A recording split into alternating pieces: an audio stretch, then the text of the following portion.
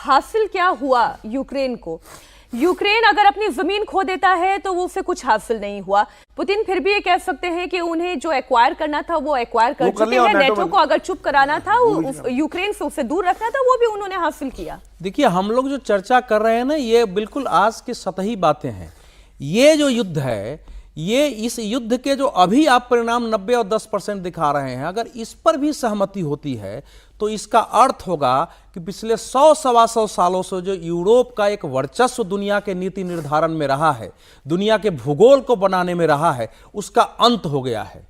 अगर नाटो जीवित है इसके बावजूद, और नाटो का विस्तार रूस की शर्तों पर नहीं हो रहा है वहां, और इस पर हो रहा है कि कोई देश उसको हथियार नहीं देगा, तो ये तो फिर एक बड़ी बड़ी घटना होगी इतिहास की कि जिस यूरोप ने पूरी यूरोपीय व्यवस्था कायम की, दुनिया की व्यवस्था उनके अनुसार बनी, देशों की सीमाएं उनके अनुसार निर्धारित हुए हैं, और उस यूरोप को आज अपने आप को एक प्रकार से अघोषित रूप से सरेंडर करना पड़ेगा। और यहां से फिर रूस के जो पुतिन की एक सपना था कि सोवियत संघ की तरह महाशक्ति बनना, तो अगर उसने यूरेशिया के क्षेत्र में अपने भूगोल का पुनर्निर्धारण किया है तो आप समझ सकते हैं कि इतिहास में कहां होगा। यह केवल यूक्रेन के उस भूमि का विषय नहीं है, यह संपूर्ण दुनिया के जो एक विश्व व्यवस्था कायम की गई थी सोवियत संघ के विघटन के बाद, उसके पराभव, उसके अंत का द्योतक है। इसलिए पुतिन चाहे उनके देश की 80% संसाधन नष्ट हो जाए, वो मानेंगे नहीं जब तक कि वो स्थिति नहीं पैदा होगी।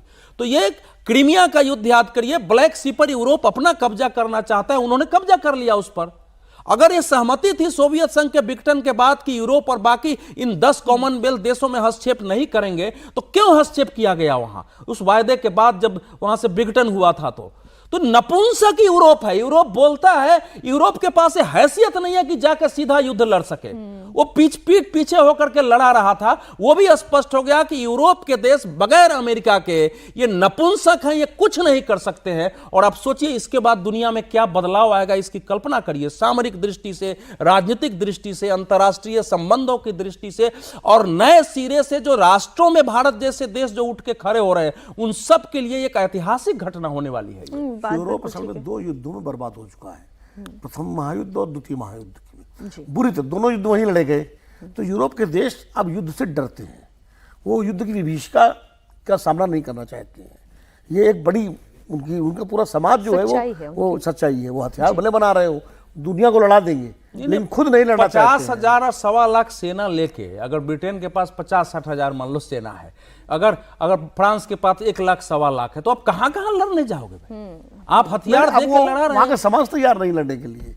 वो जो तबाही देखी है, जो मंजर देखा है उन्होंने दोनों महायुद्धों का, उसके बाद हम लोगों ने नहीं देखा उस तरह का मंजर। इसलिए तब भारत के विचारों के प्रति दुनिया को आना पड़ेगा।